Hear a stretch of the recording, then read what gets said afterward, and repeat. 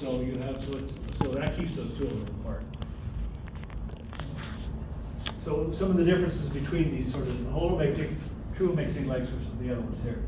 So in a holomictic lake, you have thermal stratification, you have the epilimnion, then you get this area of quick change, thermocline, and the hypolimnion. Hopefully these are all terms that Dr. Greenwood used to use. Holomictic lakes are a little bit different. Okay. So holomictic, you have one or more periods of stratification into these three zones. So monomictic it happens once, dimictic it happens twice, polymictic it happens many times. You get these and then they break down. Okay. During mixes, in holomictic lake, what happens? During the overturn, the lake becomes one single zone. There's no other zone here in this holomictic lake. Okay. This is a meromictic system here. Okay. And so basically what you have is epilimnion, a thermocline, a hypolimnion, and then there's a deeper thing, which is they refer to as the chemocline here. Okay. This area will never mix. This is going to be very, very cold, lots and lots of chemicals, saline stuff here, so this doesn't mix. So the part of the lake that does mix, which will be these three layers, just like on the other one, this is called the mixolimnion. And the part that never mixes is called the modimolimnion. These are kind of stupid words. But, so you have so this upper area here is going to act like a holomictic lake. And so sometimes in the years these three will break down, this will form, but this never does. This stays solid. So it's like a fake bottom on this lake that comes to mixing with water. So meromictic lakes, they have two major regions. Catch up with myself here. The mixolimnion, which this is everything above here, acts like a normal lake. And the monimolimnion, which is deep and dense, and it doesn't split off. Because you have this sharp area here. So these are just two different areas of water. It stays down there. Okay.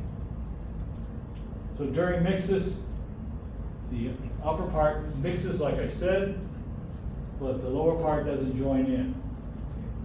And that's pretty much, it could be many, many years. Now think about this lake. What's been happening in this lake? Things are living in this lake. When things die in this lake, they sink to the bottom.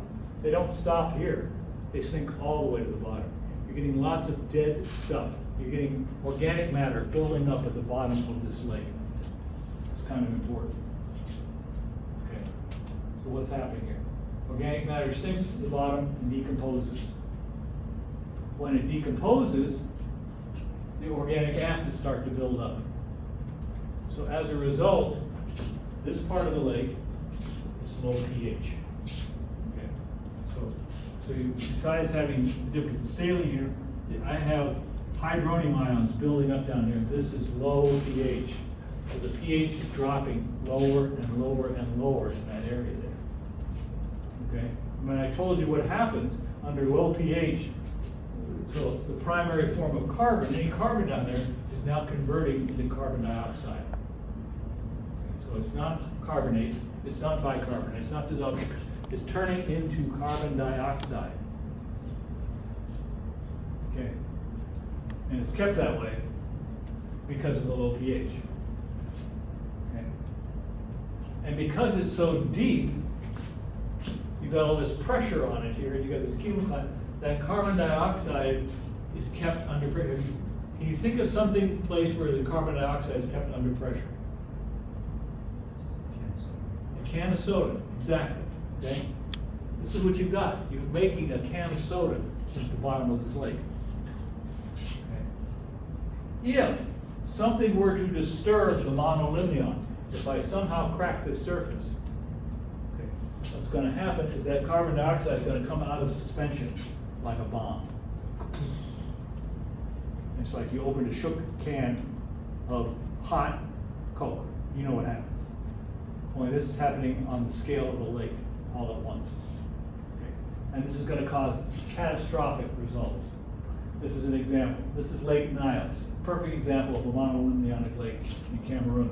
See, it's not a huge lake, but it's steep-sided and it's really, really deep. Okay. So 390 acres, 682 feet at the deepest part. Okay. This lake sets up, or has traditionally set up as a meromictic lake, rather. Okay. So I know this predates you all, but I just remember when this happened very well. Okay.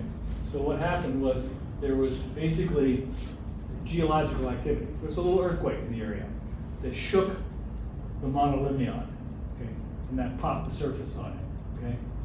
And as a result, basically they estimated there was 1.6 million tons of carbon dioxide that came to the surface, like a bomb. Okay. That carbon dioxide then simply displaced the rest of the air around this lake. Well, we had the entire atmosphere around this lake, and that big explosion was carbon dioxide. Okay, so the lake exploded. This is what it looked like after it exploded. Okay. The CO2 displaced the air. 1,700 people and all sorts of lives died from suffocation. So it was a major disaster in just a short period of time.